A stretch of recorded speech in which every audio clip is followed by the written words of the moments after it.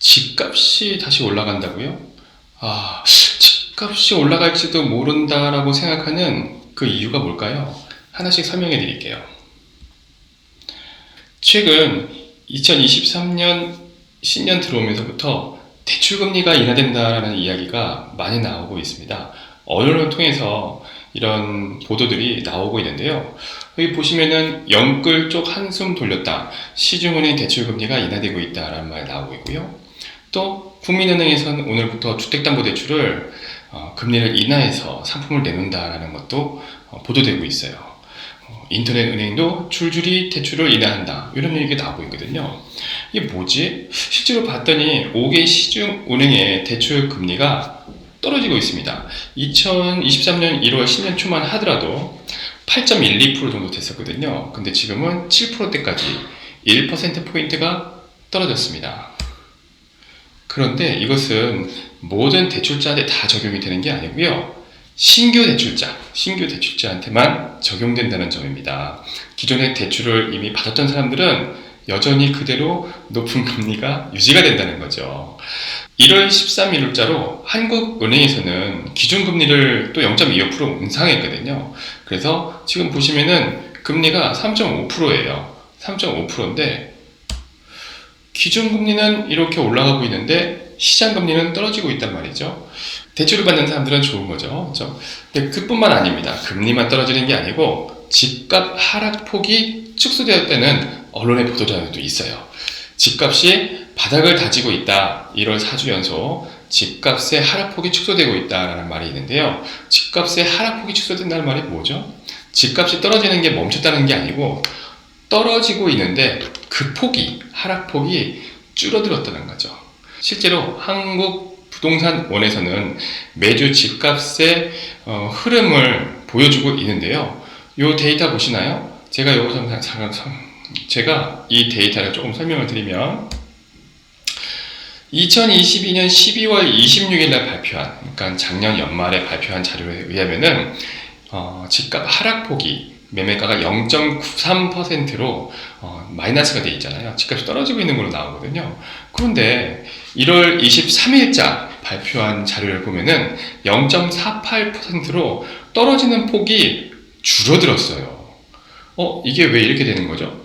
자, 2020년까지는 거래가 활발히 되었지만 21년 접어들면서부터는 집값이 좀 주춤했잖아요. 그래서 집값이 2021년부터는 점차 떨어지기 시작했거든요. 근데 그 떨어지는 벽이 점점 골이 깊어지다가 지금 최근 들어와서 2023년 초 들어오면서부터는 하락폭이 다소 경사가 완만해졌다는 거죠. 금리는 하락하고 하락폭은 둔화됐네? 집값의 하락폭은 둔화됐고 규제를 완화한다는 얘기도 나오거든요. 정부에서 규제를 완화한다고 하잖아요. 그러면 집값이 올라가는 거 아니야? 올라갈 수 있을 것 같잖아요. 그쵸? 그런데 이렇게 과연 집값이 올라갈 수 있느냐? 퀘스천이 있는데 이걸 보셔야 돼요. 미분양은 여전히 증가하고 있고요. 앞으로도 계속 미분양은 증가할 거거든요. 그리고 시장의 심리는 여전히 안 좋습니다. 그러다 보니까 그러면은 왜 집값이 떨어지는 폭이 이렇게 멈췄지? 이상하잖아요. 이 이유를 제가 하나씩 설명을 드릴게요. 크게 세 가지를 말씀을 드릴 것 같은데요. 계절적 요인, 그리고 착시 현상, 그리고 기대 심리라고 제가 말씀을 드릴게요. 하나씩 설명해 볼게요. 계절적 요인은 뭐냐면요. 신학기 수요자들의 거래량이 늘어났다는 겁니다. 1월부터 12월까지 1년을 기준으로 했을 때 가장 거래가 많이 발생되는 시기가 언제냐면은 바로 지금이에요. 1월부터 3월 중순까지. 특히 강남권이라든가 목동 등 학군 위주로 움직이는 곳에서는 더 활발하게 움직이는 게 지금이거든요. 많은 분들이 다소 착각을 하고 계신 게, 이사를 제일 많이 하는, 거래가 제일 많이 되는 데는 이사철이 많은 봄 아닌가? 3, 4, 5월 아닌가? 라고 생각하시는데요. 그렇지 않아요.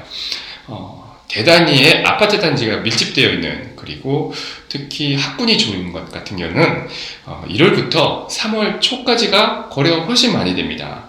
아이들 신학기 시작하기 전에 모두 다 옮겨야 되거든요. 그래서 지금 계절적으로 거래가 많은 시기입니다. 두 번째로 착시 현상이에요. 거래가 발생 후에 남은 매물들이 있잖아요.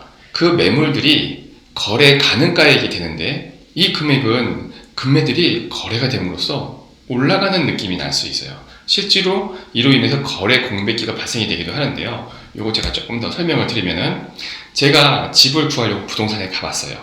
부동산에 갔더니 5개의 물건이 있다고 하더라고요. 그런데 여러분 이거 보시면 아시겠지만 이 5개 중에 제일 금매가 8억 3천이에요. 8억 3천짜리가 당연히 거래를 먼저 될 수밖에 없겠죠? 8억 3천짜리가 먼저 거래가 되는데요. 그러면은 8억 3천짜리가 실거래가로 뜹니다. 그래서 부동산에 집이 거래가 되나 보다 해서 가보잖아요. 그럼 그 다음에 집값이 싼 게 뭐죠?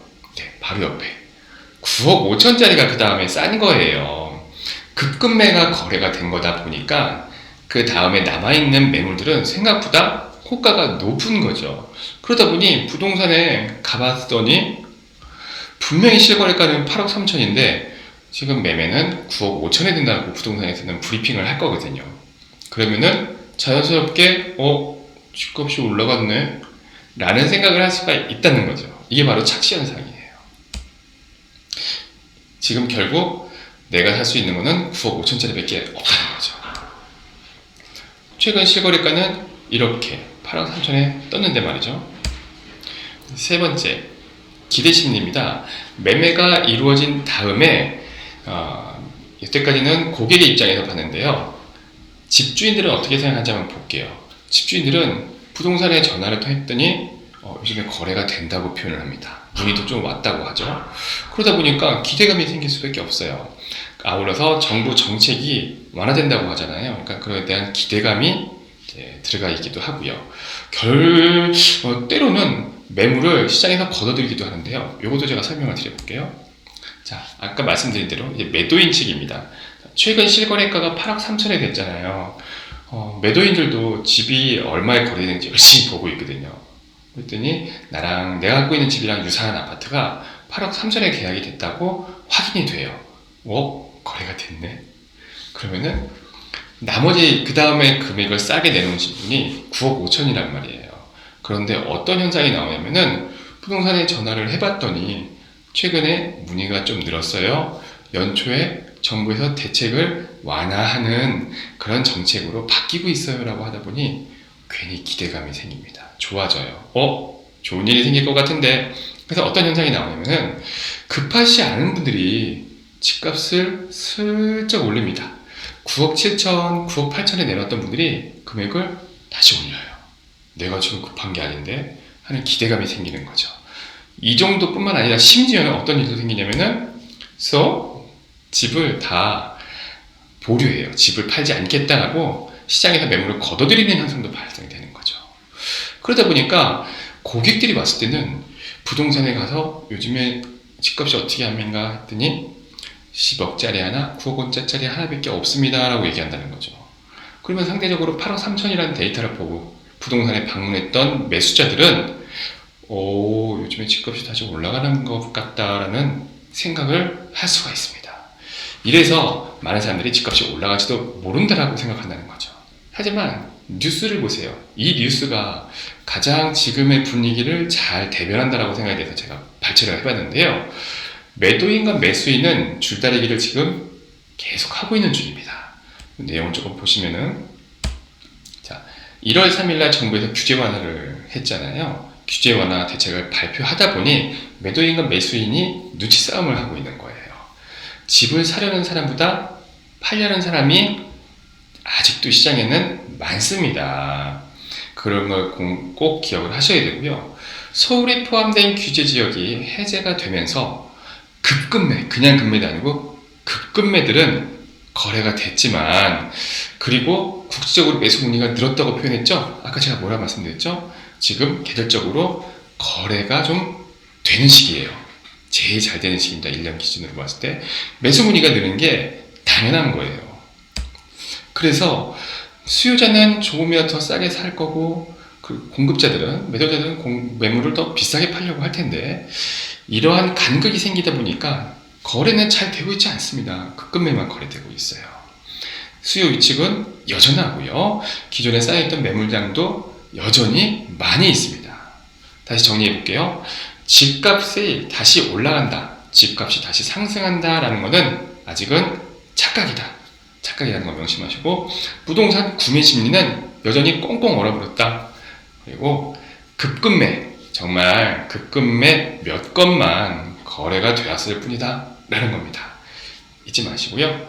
여러분들 제 생각이 어떤지, 맞는지 틀리는지, 여러분들의 의견이랑은 어떤지를 한번 잘 생각해 보시고, 매수를 하는 게 맞을지 매도를 하는 게 맞을지를 타이밍도 잘 맞춰서 판단해 보시기 바라겠습니다. 지금까지 알고 보고의 김신홍이었습니다. 감사합니다.